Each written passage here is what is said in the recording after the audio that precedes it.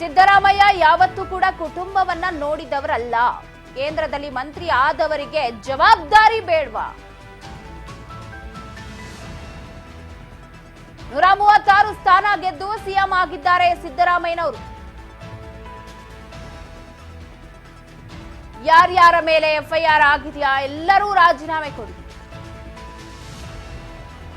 ಯಾರ್ಯಾರ ಮೇಲೆ ಎಫ್ಐಆರ್ ಆಗಿದೆಯೋ ಅವರೆಲ್ಲರೂ ರಾಜೀನಾಮೆ ಕೊಡಿ.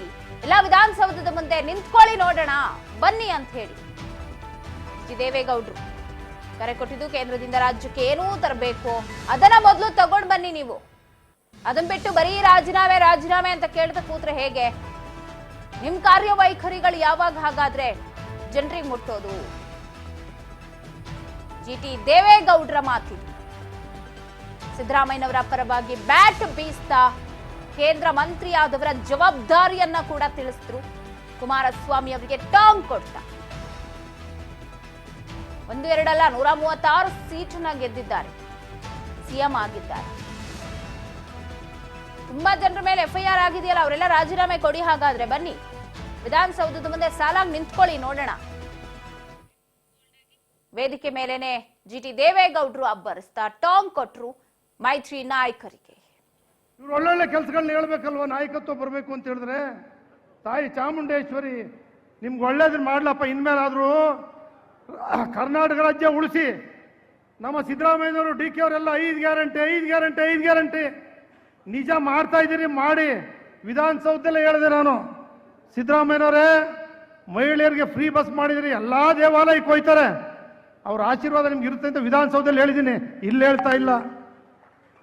ಶ್ರೀನಿವಾಸ ಪ್ರಸಾದ್ ಅವ್ರ ಮುಂದೆ ಇಲ್ಲಿ ಕಲಾಮಂದಿರದಲ್ಲಿ ಅಕ್ಕಿ ಉದ್ಘಾಟನೆ ಮಾಡಿದಾಗ ಅನ್ನಭಾಗ್ಯ ಸಿದ್ದರಾಮಯ್ಯವ್ರಿಗೆ ಇತ್ತು, ಕೊಟ್ಟವ್ರೆ ಅಂತ ಅವತ್ತು ನೇರವಾಗಿ ಹೇಳಿದ್ದೀನಿ. ದಳದ ಶಾಸಕನಾಗಿ ನಾನೇನು ಬೆಚ್ಚಿಸ್ಕೊಳಕ್ಕೆ ಹೇಳ್ತಾ ಇಲ್ಲ ಅವ್ರನ್ನ. ಯಾವತ್ತೂ ಸಿದ್ದರಾಮಯ್ಯನವತ್ತು ಒಂದು ದಿನ ಮುಖ್ಯಮಂತ್ರಿಯಾಗಿ ಒಂದು ಲೆಟರ್ ಕೊಟ್ಟಿಲ್ಲ, ಒಂದು ಕೆಲಸ ಮಾಡಿಸಿಲ್ಲ. ಆ ವೈಯಕ್ತಿಕವಾಗಿ ಆಗಲಿ ಸರ್ಕಾರದ್ದೇ ಆಗಲಿ ಒಂದಿನ ಮಾಡಿಸಿಲ್ಲ. ಸನ್ನಿಧಿಲಿ ಹೇಳ್ತಾ ಇದ್ದೀನಿ, ಚಾಮುಂಡೇಶ್ವರಿ ಸನ್ನಿಧಿಯಲ್ಲಿ. ಆದರೆ ಈ ರಾಜ್ಯದಲ್ಲಿ ಸೇವೆ ಮಾಡ್ತಕ್ಕಂಥವರ ಸ್ಥಿತಿ ಏನು, ಅಧೋಗತಿಗೆ ಕಲುಷಿತವಾಗಿರ್ತಕ್ಕಂಥ ಪ್ರಜಾಪ್ರಭುತ್ವ ವ್ಯವಸ್ಥೆನ ಉಳಿಸೋರು ಯಾರು? ರಾಜೀನಾಮೆ ಕೊಡಿ, ಎಲ್ಲ ನಿಂತ್ಕೊಳ್ಳಿ ಎಲ್ಲರೂ ವಿಧಾನಸೌಧ ಮುಂದೆ. ಯಾರ್ಯಾರಿಗೆ ಎಫ್ಐಆರ್ ಆಗಿದೆ ಎಲ್ಲರೂ ಕೊಡಿ ಎಲ್ಲರೂ. ಜಿಟಿ ದೇವೇಗೌಡರು ವೇದಿಕೆ ಮೇಲೆನೆ ರಾಜ್ಯಪಾಲರು ದೋಸ್ತಿ ನಾಯಕರ ವಿರುದ್ಧ ಕಿಡಿ ಕಾಯ್ತಾ ಸಿದ್ದರಾಮಯ್ಯ ಯಾವತ್ತೂ ಕೂಡ ಕುಟುಂಬ ನೋಡಿದವರಲ್ಲ ಅಂತ ಹೇಳ್ತಾನೆ ಅಬ್ಬರಿಸಿದ್ರೆ. ಬಗ್ಗೆ ಮತ್ತಷ್ಟು ಅಪ್ಡೇಟ್ಸ್ ಅನ್ನ ಕೊಡ್ತಾ ಹೋಗ್ತಾರೆ ಪ್ರತಿನಿಧಿ ಪುಟ್ಟಸ್ವಾಮಿ ಫೋನ್ ಸಂಪರ್ಕದಲ್ಲಿದ್ದಾರೆ.